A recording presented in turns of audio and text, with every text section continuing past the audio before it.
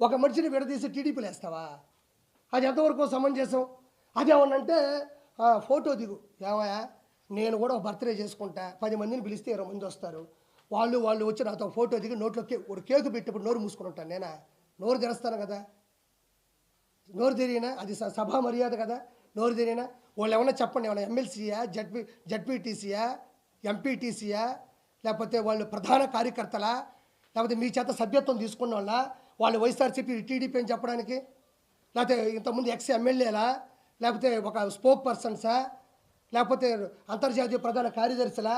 వాళ్ళని టీడీపీ, వీళ్ళు టీడీపీ అని చెప్పడానికి వాళ్ళు చేసినటువంటి ప్రోత్సాహంగా ఉన్నటువంటి వాళ్ళకు ఉన్నటువంటి పదవి ఏంది? వాళ్ళు సామాన్యంగా ఎవరుంటే వాళ్ళ జోలికి వెళ్ళేవాళ్ళు. కాబట్టి ఆ విషయంలో కూడా వాళ్ళిద్దరు వైఎస్ఆర్సీపీ కార్యకర్తలు, వాళ్ళలో వాళ్ళు కొట్టుకున్నారు, చనిపోయినారు.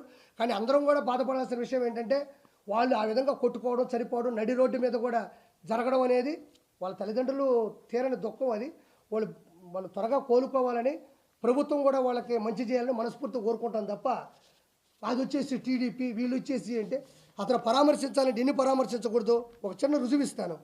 మనోడు ఏమన్నా అంటే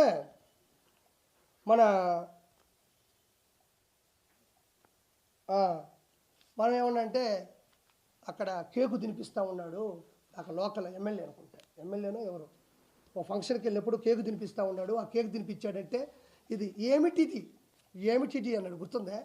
ఏమిటిది అన్నాడు. అంటే కేకు తినిపిస్తున్నప్పుడు వాళ్ళు మనుషులే కదా అన్నాడు.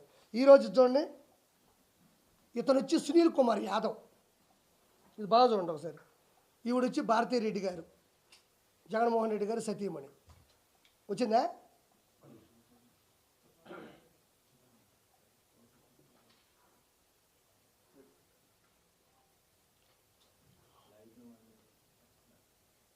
ఓకేనా? అంటే ఈ సునీల్ కుమార్ యాదవ్ అనే వ్యక్తి ఎర్రగంగిరెడ్డి, దస్తగిరి, భాస్కర్ రెడ్డి, తర్వాత అవినాష్ రెడ్డితో పాటు మన వివేకానంద రెడ్డి గారిని చంపిన కేసులో ప్రధాన నిందితుడు. ఆల్రెడీ అతని మీద కేసు ఫైల్ అయింది. ఎప్పుడు జైలుకి వెళ్తారో తెలియదు.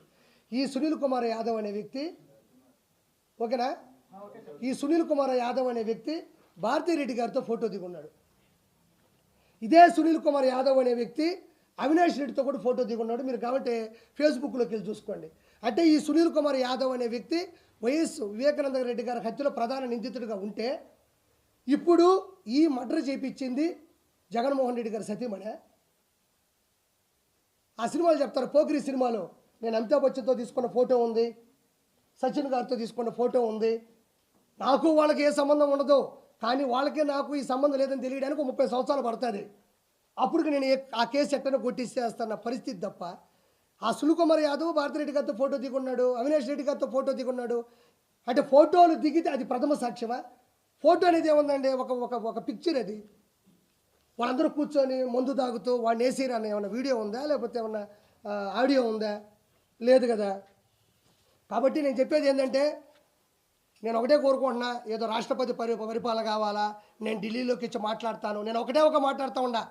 ఎవరైనా చచ్చిపోతే బెంగళూరు ప్యాలెస్లో కూర్చొని మందు హక్కుంటా, బెంగళూరు ప్యాలెస్లో కూర్చొని మంచి ఓటకా వేసుకుంటా, తాగతా, ఎవరైతే చచ్చిపోతే చెప్పండి, శభం అని పెడితే చెప్పండి, కార్లు వేసుకొని వచ్చేస్తా, అక్కడ మాట్లాడేస్తా అంటున్నాడు జగన్మోహన్ రెడ్డి.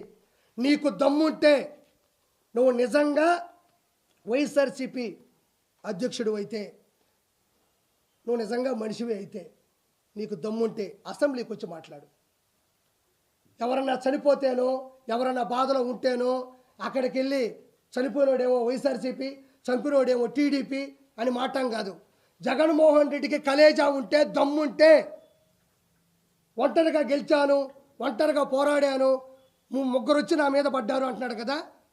నీకు దమ్ముంటే అసెంబ్లీకి వచ్చి మాట్లాడు. నీ దమ్మేంటో, నీ ధైర్యం ఏంటో అసెంబ్లీలో తేలిపోతుంది. ఎందుకు అసెంబ్లీ నుంచి తప్పించుకుంటున్నావు? నిన్ను ఎవరన్నా కొట్టారా, ఎవరన్నా తిట్టారా? నిలదీస్తారు. ఆ రోజు చంద్రబాబు నాయుడు గారి సత్యమణి భువనేశ్వర్ గారిని పట్టుకొని మీరు వంశీ మాట్లాడుతూ